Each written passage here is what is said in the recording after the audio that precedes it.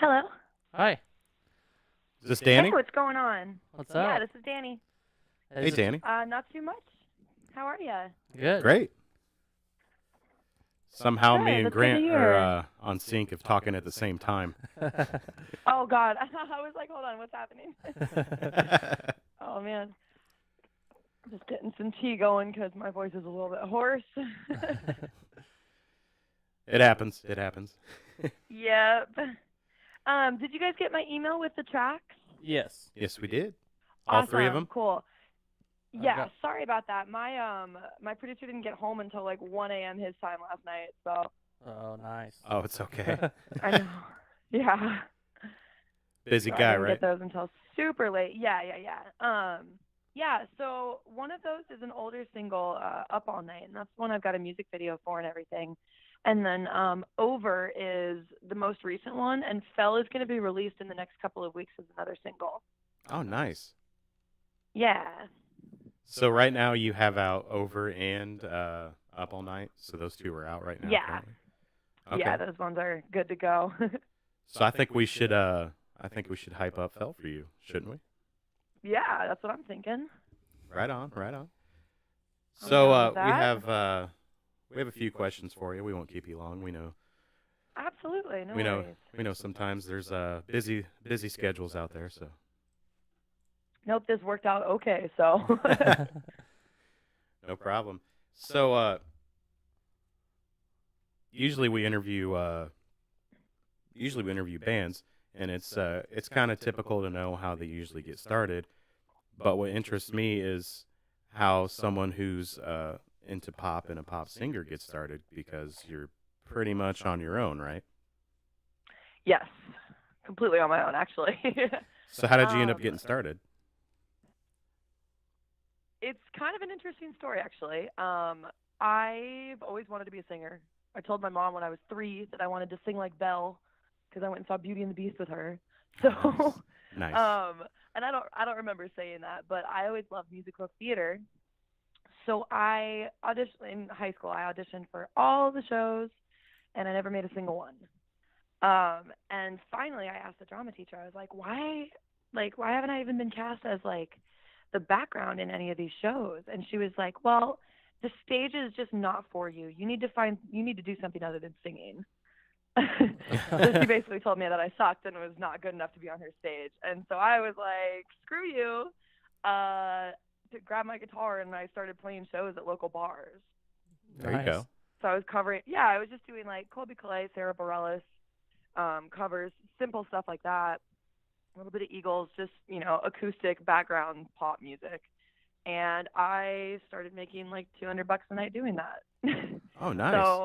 So yeah, so this lady rejecting me and me getting pissed off about it basically led me to have a summer job of playing gigs every Friday, Saturday night. Nice. Showed her, right? Yeah, exactly. And so I did that for a couple of years, and then came time to, start looking at colleges and stuff, and I was like, hey, fam, I want to do music. And they were like, okay. That's awesome. They sent me to music school, yeah. So I got a bachelor's in music with a minor in music business from Belmont in Nashville. Oh, okay, yeah. Yeah, I loved that school. And like to date too, all of the people that drama teacher had, put on stage and made her little stars of the music, of all the school musicals and stuff, not a single one has gone into music. I'm the only one. Oh, wow. Yeah. Nice. So that was something else. But I mean, honestly, that lady, breaking my heart in high school and just saying, you suck, you're not good enough is honestly the reason why I'm doing this today. So I'm okay with it. So It's funny how that stuff works out. did you play guitar first or sing first, or does it kind of go together did you do Piano, actually. piano? Oh, nice. Yes. So my parents' rule was if you want to take voice lessons, you need to learn how to read music. So they got me into piano lessons when I was 5. It's a good 4 or point, 5, though. I don't remember. I was too young. Yeah. Oh, yeah. Exactly. So I did that. I started playing guitar when I was 12. Got into voice lessons when I was 12 as well. Nice. And sure enough, like once you know how to read music, picking up other instruments becomes infinitely easier. True. Yeah. Yeah. Yeah, because yeah, you know how to read the sheet music. So I mean, really, all it comes down to is uh, the skill behind Knowing playing where the the notes instrument. are. Yeah. Yep. But yeah, so I went ahead and I majored in it in college, but I was also living in a predominantly country town, like country music town, Right. with Nashville, and country music just hasn't really been my interest. Right. It's a So I flooded started market. looking at it is, yes, and it's not really my style. I'm from Chicago. I'm not country. Right. So, yeah, so I did a program through my college called the Belmont East West program. So you could either go out to New York or come out to LA and study and intern at a label out there for 6 months. Oh wow. So that's exactly what I did. Yeah, I interned at Chemosavvy Records out in LA, which was during the whole Dr. Luke Kesha scandal. That was fun. And I fell in love with LA, and I was like, I'm moving. That's it. Right. See, I hear that a lot. People they go out to LA and they just fall in love immediately with LA. Yeah, and they just never leave. Yeah. That's exactly what I did. So. I don't know if I could do that. I like Nashville, but I don't think I could do LA. LA is really big. Well, that's why I like it. I've got the travel bug really badly. I was like itching to move after 2 years in Nashville. So LA is big enough that it's keeping me entertained. That's good. Yeah. Especially, it's good that you're somewhere that you enjoy being. That's what's important. Yeah, absolutely. So what are some of your biggest influences? I love following independent artists. I think independent artists are amazing. One of my favorite ones, just following her story, was Nikki Heaton. She's another Chicago-based pop singer. Oh, okay. And she was signed to Columbia Records, and they were giving her some trouble with her manager. They wanted her to break with her manager, and her manager was her best friend at the time, and so she said no. And when she said no, they basically stopped sending her music, and they were like, all right, well, if you're not going to listen to us, we're not going to do anything for you. Wow. So she downloaded like GarageBand updates and started making beats on GarageBand and started releasing her music on SoundCloud independently because she was signed to a label, so she couldn't release through Spotify or anything else. Wow. So all she had was SoundCloud and Instagram. That's all she had. And she has like over 1 million followers on Instagram now. And she just finished 2 sold out US tours. Oh, wow. At big venues too. Yeah. So she obviously she broke with her label, and now she's able to release music independently. And I mean, she's doing all of it on her own. I think that's amazing, Oh, definitely. There are people like Macklemore and Ryan Lewis. Like Macklemore and Ryan Lewis are not signed. Hopefully someone got fired Their at that combined label. net worth is yeah, right? They made a big mistake there. But yeah, so I love following stories like that. I think people like that are really inspiring, considering like I'm doing it on my own as well. Right. See, I didn't know Macklemore was independent. Mm-hmm. Oh yeah, no, they have an agent, but they're not signed to any sort of record label. Their combined net worth is like 36 million or some insane number like that. Wow. I think it's becoming Yeah. more and more of a thing to be independent. Like, Oh, absolutely, yeah. now that you can pretty much manage and contact anybody in the world, you don't need somebody. You don't have to. I mean, honestly, you don't. Yeah, see, they're pretty much out there like, we're a strong independent artist that don't need no label. Yep, basically. That's me. No, it's fun. And that's the thing is, like, you have, honestly, social media has made it possible. Like, you have Instagram and Twitter and Facebook and just easy ways to share your music and get your music out there. Right. Oh, yeah. And, like, if I put a song up on, if I put a song on my Facebook profile and 10 of my friends share it, that means all of their friends are going to see my song. Right. And, everyone has, 1,000 Facebook friends or whatever. That's a lot of people. Yeah, It's an that's easy true. way to spread something. Yeah, social media is great nowadays for music. Like you said, somebody shares it once, there's a chance that it could be, there's a chance it can only be played 5 times, or there's a chance it could be played 1,000 times. Yep. I love social media. I have no shame in saying that. Social media is an awesome thing for independent artists. Oh yeah, it's a great outlet. So, when you're writing your music, do you have a certain process that you go through? I have a couple of different processes because I like to change it up. Mm-hmm. So like for example, the studio session that I'm going into right now, I was given a beat that was already fully created, and they just needed lyrics and vocals over the top of it. Nice. So I went ahead and I wrote the lyrics and vocals to the pre-made beat, and I usually just honestly sit down at my kitchen table and like power through. Oh, nice. Yeah. Do you make Yeah. some of your own beats and stuff too, or do you normally have Not somebody else do really, that? honestly. That's the one side of the industry that, or like of music, that I'm still learning. Yeah, it's I hard. have I'm not great at it yet. Yeah, I can record my own vocals, I can edit my own vocals, but like actually creating the beat is not my forte. Right. We have a friend that does that, and it's ridiculous how I much know, goes into it's it. so cool. Yeah. Yeah, Yeah, he's and great at it. that's the thing. I love collaborating with producers. Oh no, yeah. So Why yeah, limit like yourself I'll to do a one, lot of right? work with DJs. Exactly, yeah. I'll do a lot of work with like DJs, and I'll be like a featured artist on their track. I love doing that. Yeah, didn't you recently do Um, something like that? yeah, I did. I collaborated with a kid out of, I think it was Norway. Oh, wow. Norway, wow. He was really cool though. Yeah, I work with a lot of people overseas. They send me tracks and I just send them back vocals, and they put it all together and release it. That's cool. But yeah, so that's one way that I do it. Another way is sometimes I'll just sit down with my guitar and start playing some chords until something kind of resonates. Or one of my favorite things to do is when I'm driving around, instead of listening to music, I just turn on my voice recorder and just start rambling. That's awesome. Yeah, that's a good. I'll just start like humming melodies or like coming up with hooks or phrases that might work well in a lyrical sense. That seems to be kind of a common thing people are doing. You know, Yeah. somebody else was talking about they did that. They'll just turn it on and just start playing. Oh, yeah. Like their band practice, they'll record everything they play, and then if something comes out of it, That's not a bad idea. Yeah. See, I think one of the greatest things that you hear in pop music are the hooks. One person that's really good at it is Sia. She has really good hooks in her Oh yeah, she's in her fantastic. songs. I think without the hooks in pop music, I don't think it It's would not take. pop music. Right.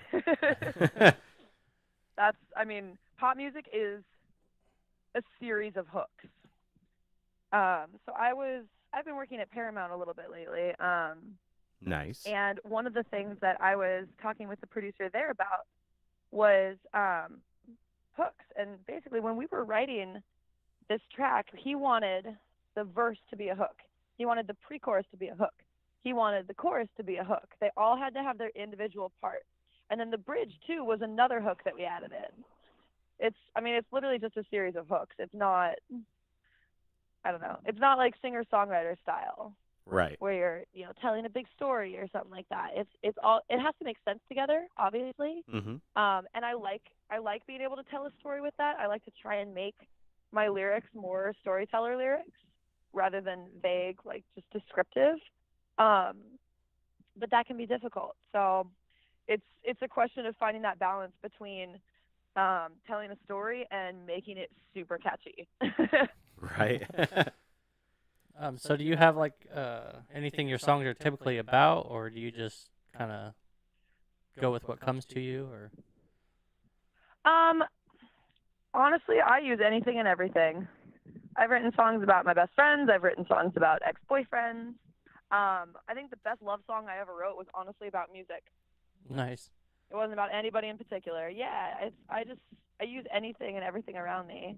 I had one song. I haven't used this hook yet, but it's called Hangman, and I wrote this like really like desperate song called Hangman, and it's honestly comes from the inspiration was because I bartend to pay my bills. The inspiration was hanging out behind the bar with my coworkers, and we were super bored, so we started playing Hangman. So I use stuff like that. I'm not picky. No, that's awesome that you can make a song out of anything. Really, I mean, Yeah, I agree. Yeah. Instead of, all right, every song has to be about a breakup. I want 12 Oh, songs yeah, on the no, no, album, no. all of them about 12 different so breakups. just like Taylor Swift all day. Yeah. Or...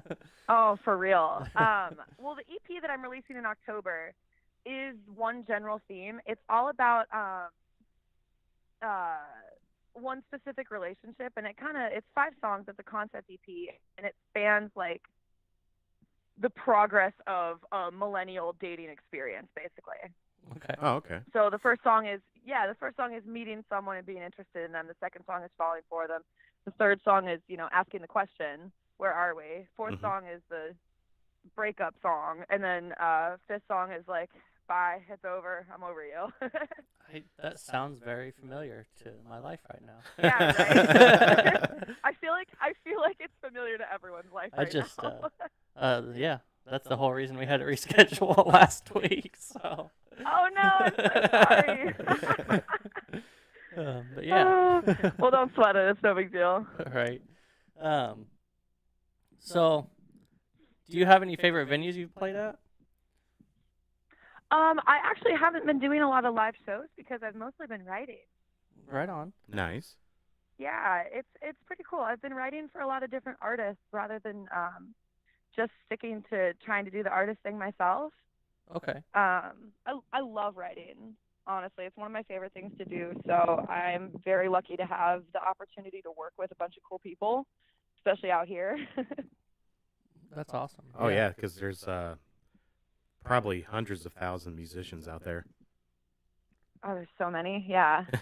And they're all ridiculously talented, too. That's awesome. So do you have any, you said you're writing.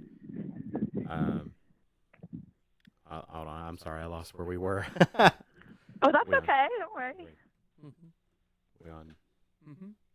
So you said you weren't writing, but do you have any shows that you have scheduled coming up for your EP release? Are you going to be doing anything for that? I don't have any shows scheduled, but we're going to do an EP release party.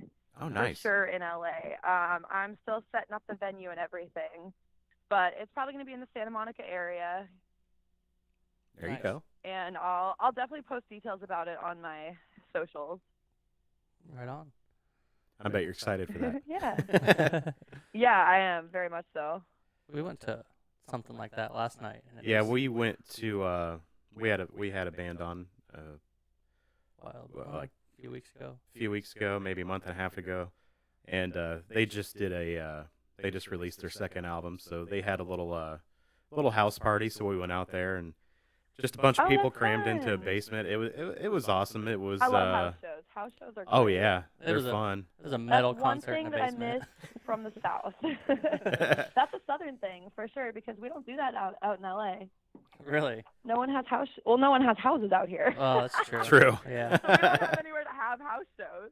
Yeah, that's one Southern thing that I miss. It was strange. It was somebody's parents, I think, and they were farmers, so we're out in the middle of a cornfield. That's awesome. In a basement, and we walk downstairs, and it's just metal blasting. It's like, this is ridiculous. That kind of sounds ideal, actually. Yeah, it was a good time. Yeah. So we got 3 of your tracks today. Fell for You. Yeah. Over and Up All Night. You want to tell us a little bit about those songs? Is there anything? Yeah, actually, I do. So I've been working on this EP with some really cool guys out of Nashville. There's his name's Matt Lay. He's like our head engineer for the whole project. He's the general manager of the tracking room, and he is a certified badass. He's so good at what he does. And he heard my track, or he heard my voice, and he heard a couple of things that I did. We met up through a mutual friend, and he really liked what he heard, and so he invited me to come into the studio and see if we vibe together, and we did. And honestly, Up All Night was the very first song that we wrote together. Oh, nice. Yeah. So he's also he's a teacher, and he teaches he teaches like teenagers and younger kids how to produce, how to make music. So he had a student that he really, really liked, that he brought into the session as well, and that's the kid that ultimately made the beats behind all of the songs on the EP. Cool. So, yeah, I was mostly responsible for the lyrics with a little bit of editing from Matt. Trent Waters is the name of the kid who did the beats for my tracks, and he and Matt worked on them together. So it's really been a collaborative effort between the three of us. That's awesome. And yeah, and since I'm based out of LA and not Nashville anymore, I've actually been going down to San Diego to record vocals with a really cool dude named Jazz Williams. He's fantastic. He sounds like he's a cool vocal dude, producer. Jazz Williams. I know, his name is Jazz and he works in music, right? That's awesome. I know. Yeah, he's fantastic. He's a vocal producer, and that's just like what he does. He's really good at it. So we've all been, hustling on that, and we wrote Up All Night. And after we finished Up All Night, we all kind of said, like, hey, we got something here, because it was too good to pass up. So we went ahead and we recorded the whole track, and we decided, like, let's do an EP. Let's do a whole thing. Yeah, why not? Yeah. I was like a month away from moving from Nashville, and they're like, hey, should we just do a whole project together? I was like, yeah, what could go wrong, right? Right. It is a great song. I've listened to it and I've seen the video. It's definitely great. Thank you. I'm pumped. Yeah, doing the video was really fun too. My best friend in the whole wide world is a photographer, which she's responsible for my Instagram. She's responsible for a lot of that stuff. Oh, nice. So she and another friend of mine from college are both, video editors and photographers, and they agreed to help me make a music video. That's awesome. So that project was honestly, filmed in an apartment in LA. All, college grads just kind of hustling, trying to make it in the industry. Right. There was, yeah, I mean, it was, by all means, I could say it was amateur, but the people that we recorded it with are not amateurs. Right. I mean, you can tell because the lighting and everything, it's great. Yeah, that took us hours. But I mean, I think it was a 5-person total project. Oh, wow. That's pretty good. Yeah. That's awesome. Yeah, we kept it small, so. But we made it happen. It was fun. Right on. I'm probably going to do another music video soon. Not quite sure when, though. Nice. Did you say you were shooting a music video for the Fell For You? I'm actually not sure if we're going to do that quite yet. I might wait until after I put the entire EP out before I film another music video. Right. Makes sense. But I think if we do another, if we do another music video, it will be to Fell for sure. Nice. Well, I think that's about all the questions we had for you. Awesome. Is there anything you want to tell people? Any shout outs or anything?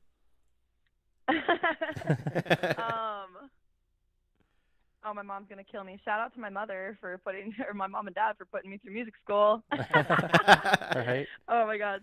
And they're gonna be like, oh, why'd you say that? They're so funny. But no, honestly, I just want to say, look forward to Fell getting released soon. It's gonna come out first week of September. Awesome. It's coming up then. Coming up, yeah. Yeah, I know. I'm really, really excited about this song. It's one of my favorite ones on the EP, so it's got a special little place in my heart. Perfect timing. We've got all 3 of these songs lined up. We'll play them throughout the episode here. Awesome. I think we're going to do Fell first and then play the other ones as we go. Sounds good to me. But thanks for chatting with us and everything. Yeah, definitely. It was awesome talking to you. Absolutely. Thank you guys for setting up the interview and everything. This has been great. I appreciate you guys. Yeah, no problem. You're welcome. Email us or something when you have more stuff come out, and we'll make sure we can get the word out. So. Yeah, for sure. And then go ahead and send me the link too, because I'd love to share the podcast. Yeah, we can do that. We can definitely Appreciate do that. it. Yeah, thank you guys so much. Yeah. Yeah. Oh, you're welcome. I will share away. Don't worry. Awesome. Thank you. All right. Well, have a good night, or I guess for you, good Thanks. afternoon. Yeah, I know. My day's just getting started here. All right. Well, All we'll right, talk guys. to you later. Thank you so much. It was great talking to you. You You're too. welcome. You too. Thanks, Danny. Have a good one. Bye. Bye. All right. That was Dani King, Yes, all the way from Los Angeles. Los Angeles. So we're going to play. Uh-oh, my mouse is Oh stuck. no, Rainbow Wheel. Oh no! Oh, thank God, it came out of it. Like, this is not good. Okay. We're gonna play. Sorry, this thing's giving me shit here. We're gonna play "Fell for You" by Dani King. This one's not out yet, correct? This is coming out soon. Yeah, coming out soon. So you're hearing it here. It'll be out next month for everybody. Let's check it out. We'll be right back after the song.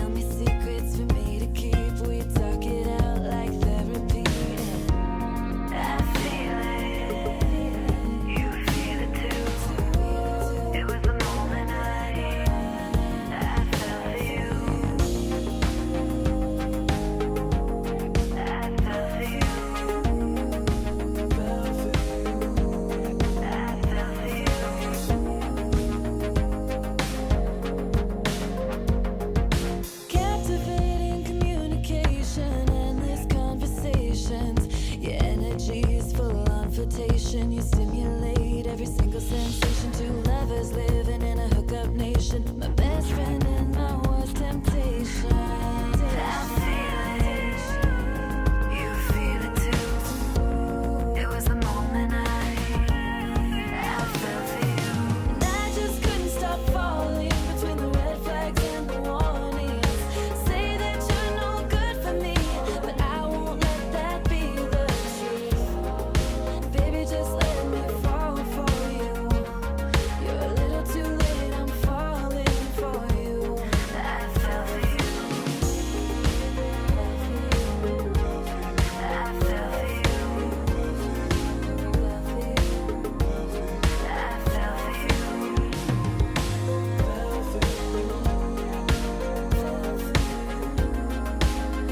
for you.